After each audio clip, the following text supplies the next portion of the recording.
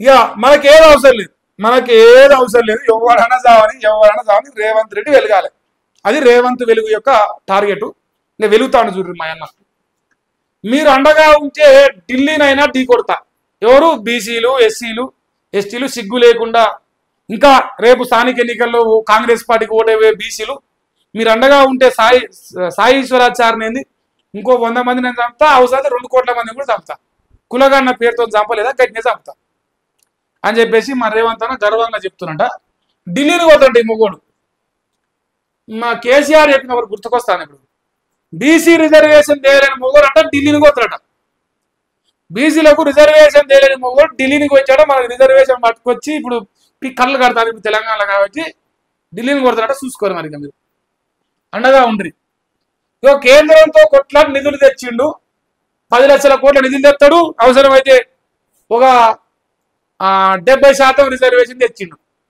70% reservation, 60% reservation, 75 తెస్తాడు. అవసరమైతే 100% కూడా బీసీలకు రిజర్వేషన్ తెస్తాడు.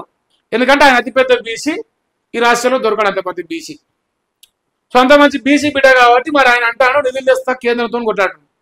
ఇప్పుడు శీతాకాల సమావేశాలు జరుగుతున్నాయి. ఆడ కొట్లాడి బీసీల రిజర్వేషన్ గురించి మాట్లాడుతూ లేడు కాంగ్రెస్ లో. 8 మంది ఎంపీలు వీళ్ళకు.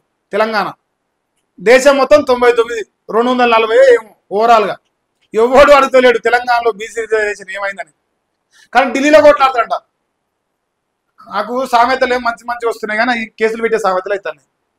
రేవంత్ అన్న చెప్పిండు డైలాగ్.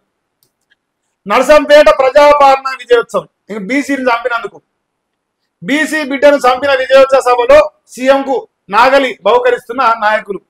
ఇలా ఎవడన్నా బీసీ ఉన్నాడనా? ఉంటే వాడు లచ్చ తక్కువడే. ఉంటే వాడు నిజంగా లచ్చ తక్కువడే. ఒకవేళ ఉంటే మాత్రం నా తెలియదు ఉండాలేడా. రాష్ట్ర అభివృద్ధి కోసం ఎవరినైనా కలుస్తా. ఇది బీసీ బిడ్డలు చంపడానికి ఎవరైనా కలుస్తా. ప్రధాని కేంద్ర మంత్రుల దగ్గరికి 100 సార్లు వెళ్తే ఏ కారణం పట్టుకొచ్చేది లేదు, పిక్కొచ్చేది లేదు. జూబ్లీస్ బైపోల్లో జనం బండకేసి కొట్టిన బీఆర్ఎస్ నేతలకు బుద్ధి రాలే, నాకు కూడా సిగ్గు రాలే. ఎందుకంటే ఎన్ని దుర్మార్గాలు చేశానో నేను గెలుస్తా తప్ప ప్రజాస్వామ్యానికి నేను నిలువను. పైసల, దొంగ ఓట్ల, దోపిడీ ఓట్ల, ఇంక ఏదైనా సరే సిగ్గు లేకుండా సర్పంచ్ ఎన్నికలకు ప్రజాపాలన ఉత్సవాల పేరుతో నీ ప్రచారం చేసుకుంటా ఎన్నికల సంఘం మూసుకొని పంటది. మాలాంటి వాళ్ళు ఎంత మొత్తుకున్నా ఏం ఉపయోగం ఉండదు. సో మమ్మల్ని కూడా ఏం బీకలేడనే నీ అహంకారానికి బరాబర్గా సలాం కొట్టవలసింది రేవంత్ అన్న. తప్పేం లేదు దాంట్లో. ఇంకా కేటీఆర్ రోడ్ల మీద కొచ్చి అబద్ధాలు చెప్తుండు. ఏమని చెప్తుండు? నువ్వేమైనా లంగా పనులు చేస్తలేవు, అన్ని మంచి పనులు చేస్తున్నావు. ఆయన చెప్పేది అబద్ధాలు ఉన్నాయి. నువ్వేం సక్కమైన పని చేసినావు చెప్పు. ఈ లంగా పని నేను చేయలేదని ఒకటి చెప్పు సమాధానం. నాకేం కనిపిస్తలే. అన్ని లంగా పనులు ఏమైనా మనం చేసింది. ఇక పోటీ పరీక్షలకు ప్రిపేర్ అయ్యేటోళ్ళు రాజకీయాలకు దూరంగా ఉండాలి. లజ్జుండాలి ఈ మాట చెప్తానికి. ఇగో బస్సులు కట్టి పంపించినప్పుడు ఎక్కడ పోయింది మరి? ఎందుకంటే ఇప్పుడు ఆ బస్సులు కట్టి ఇప్పుడు పంపిస్తే మనకు కూడా ఆ ఓట్లు బీఆర్ఎస్కో బీజేపీకో పడతాయి. అప్పుడు మనకు పడుతున్నాయి ఆ ఓట్లు కాబట్టి మనం తిప్పినాం బస్సులల్లో. ఇప్పుడు మనకు పడతలేదు కాబట్టి ఇప్పుడు మనం తిప్పొద్దు అంటున్నాం. ఎందుకంటే బీసీ బిడ్డలు నిన్న కాక మనకు జూబ్లీస్ లో పోటీ చేసిరు. ఇలా నిరుద్యోగుల తరఫున అస్మా పోటీ చేసింది. ఇప్పుడు గ్రామ పంచాయతీలో కూడా సర్పంచులు కాను దిగిరు వార్డు మెంబర్లా కూడా రాజకీయాల్లోకి వస్తున్నారు నిరుద్యోగులు. అందుకే భయం అవుతుంది. అందుకే రాజకీయాలకు దూరంగా ఉండాలంటున్నారు. మనమే బస్సులు కలిపి కట్టేసి తిప్పి అశోక్ నగర్కి లైబ్రరీలకు పోయి ఓయిలో లైబ్రరీలకు పోయి తిన్నాడు సిగ్గు లేదు మరి. అప్పుడు మనం ఎందుకు ఇక పోయినావా? అది సోయి రాదు. ఇప్పుడు ఇక త్వరలోనే మరో 40,000 ఉద్యోగాలకు నోటిఫికేషన్ కూడా ఇస్తారట.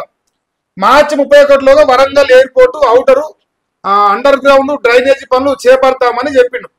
ఇక 40,000 ఉద్యోగాల సంగతి ఇప్పుడు 4 రోజులకి చెప్తుండు. 40,000 ఉద్యోగాలు ఇస్తా, 40,000 ఉద్యోగాలు ఇస్తా, నాకు ఓటేరి. ఇంకా అదే చెప్తుండే అన్నట్టుగా. కాకపోతే ఇక డైరెక్ట్ దాని పేరు తీయకుండా మాట్లాడతాడు. ఒక్క నిమిషం. అయితే రేవంత్ రెడ్డి యొక్క టార్గెట్ అల్లా తెలంగాణ రాష్ట్రంలో బీసీలకు మోసం చేయడం. ఇప్పుడు సరే ఉద్యోగాలు అంటుంది ఇక్కడ.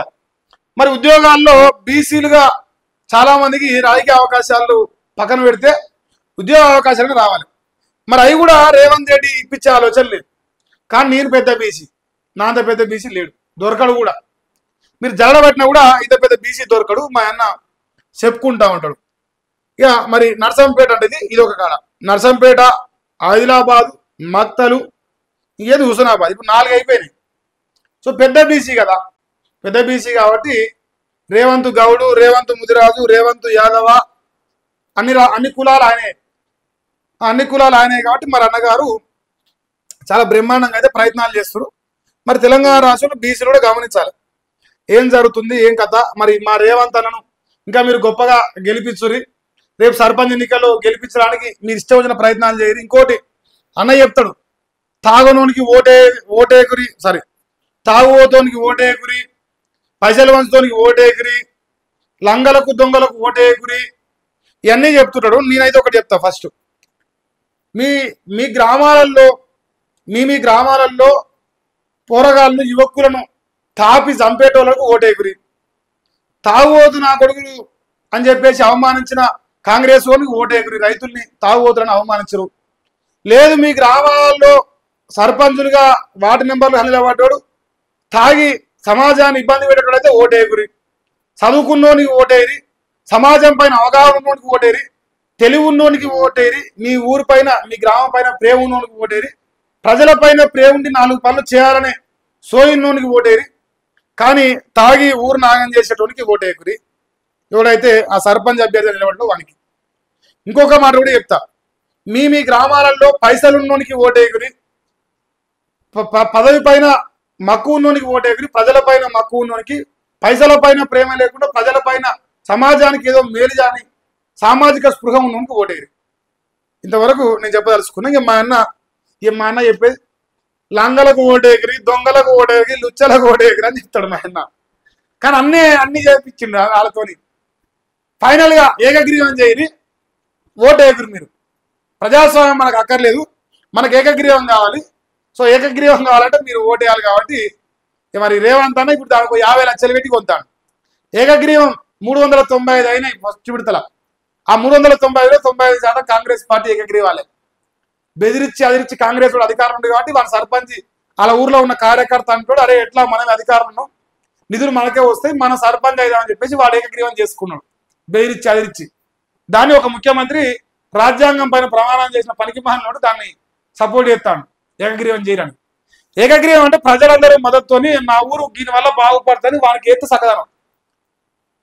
మన సంత సరుకును కొన్నాడు కొంత అది సకదనమా ఏకగ్రీవం? అది మీకే తెలవాలి.